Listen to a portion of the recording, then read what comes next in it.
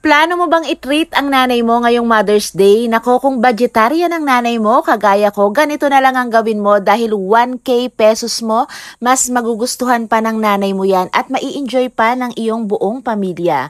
Kaya tara, simulan natin sa ating chicken pastel. Etong mga manok ay mahigit 1 kilo. Ito pong ating mga lulutuin ay 10 katao po ang kakain ito. Tinimplahan ko lang ng salt and pepper. Set aside muna natin yan at i-prepare naman natin yung mga kakailanganin natin na gulay. Tagkukonti lang kasi medyo may kamahalan po talaga ang gulay ngayon.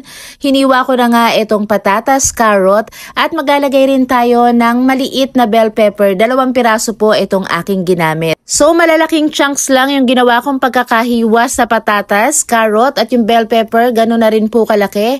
Ang unang step natin sa pagluluto ay ipa-pan fry muna natin itong mga hiniwa natin para hindi siya maging malabsak kapag niluto natin mamaya. Dito sa same pan ay iba-brown muna natin yung mga manok. 3 minuto kada side bago natin bilingin para maging maganda yung pagkaka-brown at ito po ay niluto ko by batches para hindi po masyadong siksikan dito sa aking kawali. Ito nga pala, kung bet nyong lagyan ng hotdog, pwedeng-pwede naman po. Piprituhin po muna natin at i-slice lang natin ng maliliit. So after nga nating ma-brown lahat itong mga manok, ay dito pa rin sa ating gamit na kawali ay sisimulan na natin ang pagigisa. Uunahin natin ang bawang or sibuyas, bahala ka na. Basta ang importante, sasarapan natin yung ating lulutuin. At kapag okay na yan, pwedeng-pwede na nating ibalik dito sa kawali itong ating mga manok. Sasangkutsahin lang natin to ng ilang minuto para manuot yung lasa ng aromatics dito sa ating mga manok.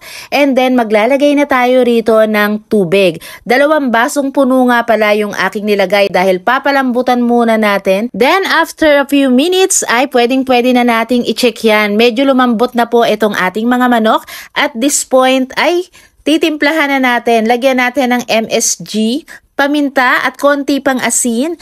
Tapos ay ibabalik na natin dito sa kawali yung mga pinrito nating patatas kanina. Haluin natin at tatakpan lang po natin yan hanggang sa lumambot naman yung ating patatas. At kapag okay na, at this point ay ilalagay natin yung iba pa nating sangkap. Pwede rin po kayong maglagay rito ng olives. Ilalagay na natin itong ating cream. Kung namamahalan kayo sa cream ay pwedeng-pwede po tayong gumamit rito ng evaporated milk or fresh milk. Tikman at i-adjust ang lasa at kapag okay na, pwedeng-pwede na nating ilagay itong ating slurry or pampalapot. Ito po ay cornstarch na dinisolve natin sa tubig. And lastly, ilalagay natin itong ating bell pepper.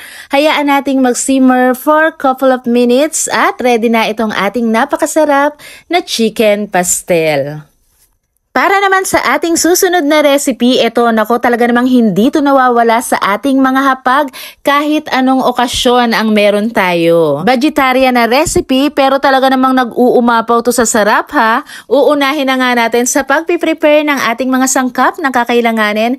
Ayan, mga ate at kuya, kung nanonood ka pa hanggang sa mga oras na to, paki-comment naman kung saang lugar ka nanonood ngayon para alam natin kung saan nakakarating itong ating mga recipes. Set aside muna natin to at gisahin na natin itong ating mga aromatics. Mas maraming bawang, mas masarap. Ganon rin po ba kayo? Gusto nyo yung mas mabawang talaga sa pansit? Pagkatapos, pwedeng-pwede na nating ilagay itong ating carrot. Timplahan natin ng konting soy sauce, paminta, at pampalasa. Ilagay na rin natin itong ating cabbage. Haluin lang natin 1 to 2 minutes. And then after that ay alisin na muna natin sa kawali para hindi malabog itong ating gulay. Dito sa ating kawali na pinaglutuan ng gulay ay maglalagay lang tayo ng sapat na dami ng tubig. Tinimplahan natin ng konting soy sauce, paminta, pampalasa, at yung ating Mamacita's barbecue marinade. Yes po, yun po ang ginagamit kong pampalasa dito sa aking napakasarap na pansit canton. At kapag paluto na itong ating canton, ilalagay na natin yung mga ginisa nating gulay, lagay na rin natin yung sahog at maglalagay tayo ng pampalapot. Ilagay na rin natin itong kinchay. Huwag nating i-overcook itong ating noodles para mas masarap. Ganito rin ba yung gusto mo, yung medyo masarsa?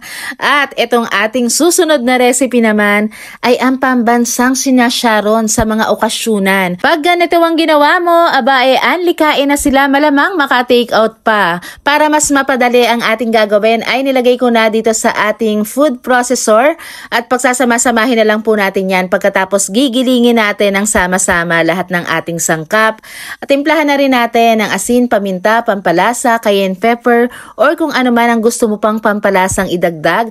Lagyan na rin natin ng 2 pirasong itlog at itong magpaparami sa ating Shanghai na tokwa. Sa pagbabalot naman, caring-carry mo na yan dahil alam ko naman, bihasa ka na sa paggagawa ng lumpia. So ito yung pinakauna kong niluto, itong ating dessert, at para dito ay kakailanganin natin ng isang maliit na lata ng pineapple chunks or tidbits, 8 piraso ng graham cracker or graham cracker biscuits, isang pakete ng gulaman kahit anong flavor po, at maglalagay tayo rito ng 4.5 cups ng tubig. Maglalagay rin tayo ng 1 lata ng creme densada. Ilalagay na rin natin yung kalahating tasa ng sugar. Pwede nyo pong i-adjust, pwede nyong bawasan, pwede nyong dagdagan. Lagay na rin natin yung syrup ng ating pineapple at pagkatapos pwede na natin tong isalang sa apoy. Kapag na-dissolve completely na itong ating mga sangkap at nagiging pino na yung texture or consistency nito, ay pwede na nating ilagay itong ating pineapple. Nagtira lang tayo ng konti. Ilagay na rin natin itong ating graham cracker biscuits. Haluin pa natin. Wag na nating antayin kumulo. Ibuhos na natin kagad dito sa ating pin-refer na lagayan. Kahit anong klaseng molde ay pwede naman nating gamitin dito. Palamigin muna natin ng ilang oras bago natin i-unmold itong ating napakasarap na dessert. Budbura ng crushed graham at gadgara ng keso, ganun lang kadali. Ito na, may sukli pa ang 1,000 pesos mo sa masasarap na recipes na to. At kung nagustuhan mo itong mga ginawa natin, huwag kalimutang i-like and share itong ating video. Paki-follow na rin po ng page.